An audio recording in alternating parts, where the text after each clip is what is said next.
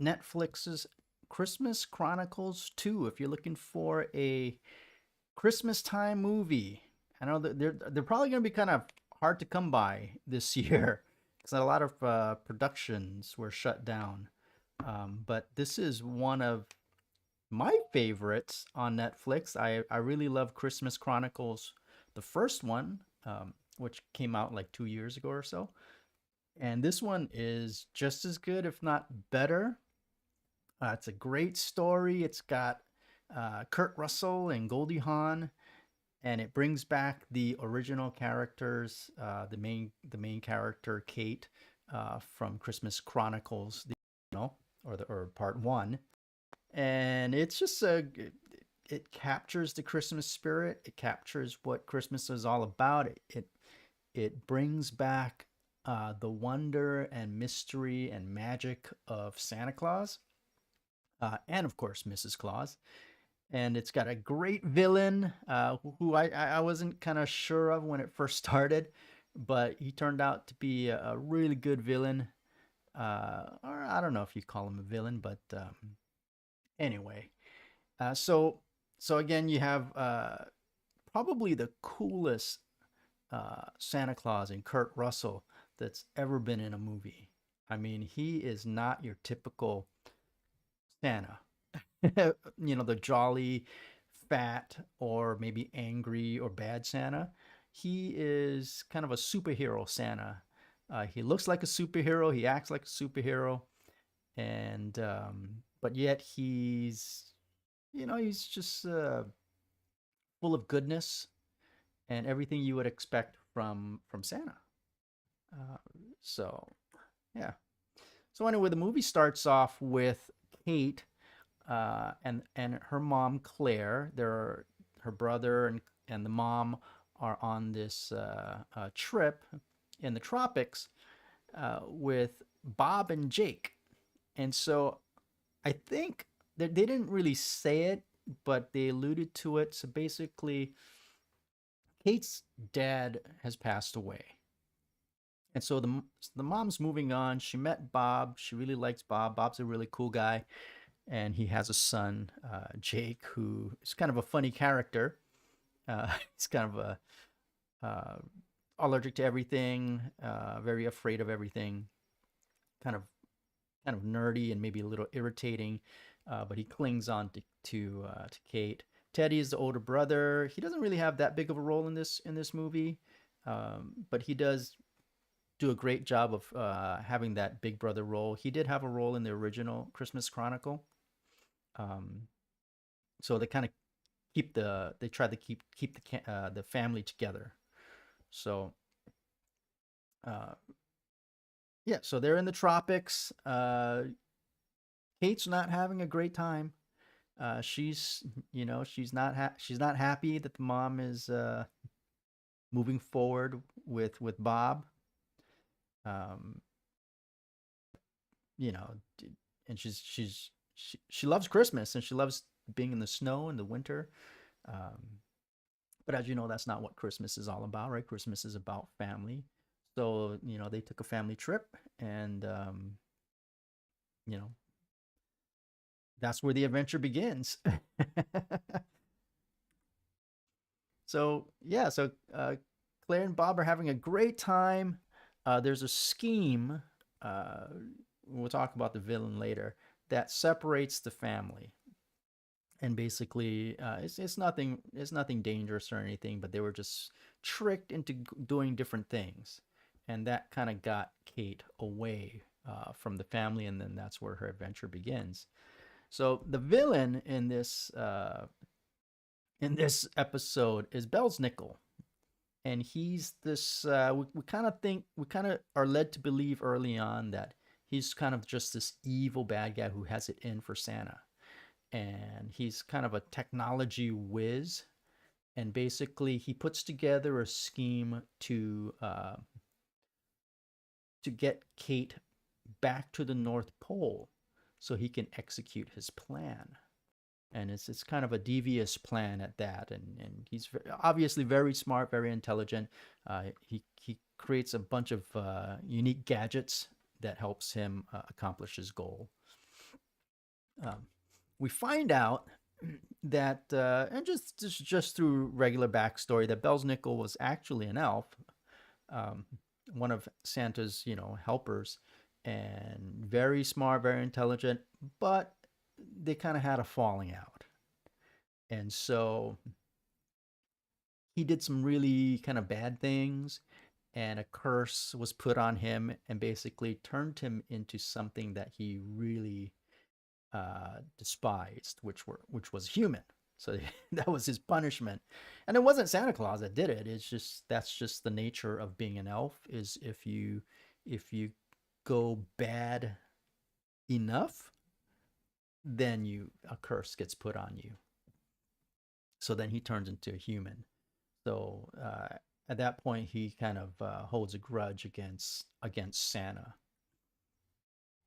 So anyway, Belsnickel tricks Kate, and Jake kind of like sneaks along with her and teleports them to the North Pole.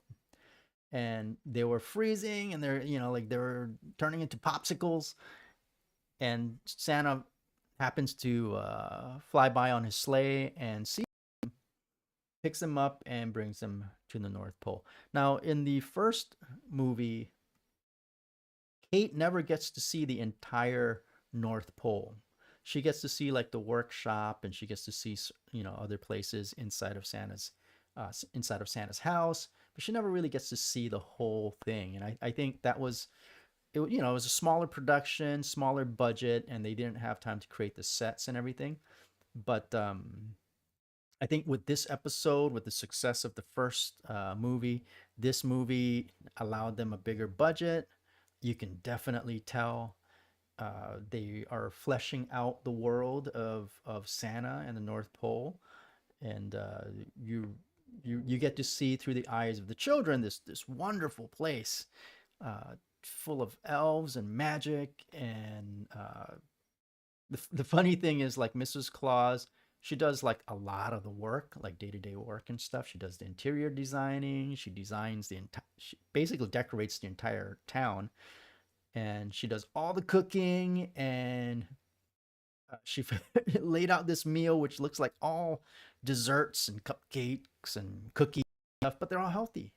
She basically figured out a way to turn all the stuff that you don't like to eat into things that you like to eat. And so that's how they were fed while they were there. So the main uh, the main I don't know what you would call it. The main subject matter of this one, of this this movie, is the Star of Bethlehem, and that's kind of the source of Santa and the North Pole's power. And so it's just a sliver of power from the North Star, but it's encapsulated into this. I don't know what you call this. It's like it's a sculpture basically. And so there's a group of forest elves that are the only ones who can create this container for the Star of Bethlehem's power. And Bells knows that that's the source of Santa's power and the North Pole's power. So if he's going to destroy Santa, if he's going to destroy the North Pole town, he needs to get a hold of the Bethlehem star and use it for himself. So they kind of go through the backstory. You get to know Santa Claus before he was Santa Claus, and Santa Claus is very, very old. And they actually go over his origin story and how he came across the forest elves, and how he was given the Star of Bethlehem, and then he went on to create um, the North Pole, and he became Santa Claus as we know him now. And I'm not going to go into, I mean, there's some really good, exciting scenes in there. There's some action scenes, there's some chase scenes, there's you know, reindeer versus snow leopard scenes. It's great. It's awesome. It's, you know, if you like that kind of stuff, I don't know if it's going to be a little bit too scary for the young ones, but it's got a lot of, you know, fun stuff, exciting things, and of course Christmas spirit stuff. So there's a little bit of time travel, just to warn you. I don't know if you know, some of you might not. I always cringe at time travel, but this one did a really good job of it. It was very brief, and basically they land in an airport. They're stranded there, and the Christmas spirit is at an all-time low. So, and everybody's mad at the airports. It's, you know, there's blizzard coming in, and you know, your flights are being canceled. So everybody's really upset, and of course, Santa is able to kind of turn it around. And how does he do that when nobody believes in Santa? Well, he puts on a show. And that's what makes Kurt Russell like the coolest Santa. I mean, look at him. That is not your typical jolly, pudgy, you know, old Santa Claus. He's like a superhero. You know, he's very strong character. You know, he's great spirit. He's sound. You know, he's Kurt Russell. Come on, he sounds like a superhero, and he's able to, and he has that charm too, right? So everybody likes him. He's able to increase the Christmas spirit and get everybody on board, and that's how they're able to get back in flight, get back to the regular time, and then there's the showdown. And I'm not gonna give away any of the endings there, but it's a really good showdown with Belznickel. Uh, it stays within the spirit of Christmas, so you know nobody dies or anything, but uh, it's to me this is a really good Christmas movie. Captures the spirit of Christmas, of Santa Claus anyway. Um, it's kind of a wholesome movie. It's good for the kids. There's not really a whole lot of violence. There's some action scenes with the CG animals that kind of, you know, I guess it could be considered violence, but there's no blood or anything. Um, there's I don't know. There's no foul language. You know, there's no cursing or cussing or anything. It's totally, I guess, with, you know, because of the, you know, the CG violence. I don't know if it would qualify as rated G, but it would definitely be like G to PG. But great time for the kids. I love Christmas movies. I, you know, I'm looking for Christmas movies. If I can't find them, I'm gonna watch the old ones. Uh, and at this time of the year, you would think we'd start seeing more Christmas stuff come out, and I haven't seen any new Christmas movies coming out. Happened to find this on Netflix. Really loved the first Christmas Chronicles, and this one uh, surpassed it. I mean, it lived up to it and surpassed it. There's some heartwarming stuff in there. It really reinforces family, especially in today's, you know, world in America. Uh, you know, with uh, families being separated, whether it be divorce or you know, loss of a loved one. Um, how do you move on? You know, how do kids cope with that? How do they, you know, and as an adult, how do you help them move forward? Um, and that was kind of Kate's struggle in this movie, and she was able to overcome it, learn her lesson, and and you know, get back to her family. I mean, everybody got back to the family. No, she did not become the next Santa Claus. She returned back home um, and you know, shared the Christmas spirit with her family. And yeah, two thumbs up. Definitely go watch it. I loved it. You'll probably love it. Kurt Russell is like the coolest Santa Claus ever on film that I can. Yeah, he's definitely better than Tim Allen.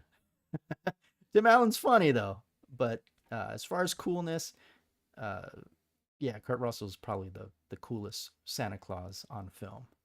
Anyway, that's my review for Christmas Chronicles 2. Hope you guys watch it, enjoy it. And if there's any other Christmas movies, new Christmas movies that I haven't seen on whether it's Netflix, Amazon, um, HBO, I don't know, wherever, or regular network television, cable television, um, yeah, let me know because I'm looking for Christmas movies. Anyway, Merry Christmas, everyone, and we'll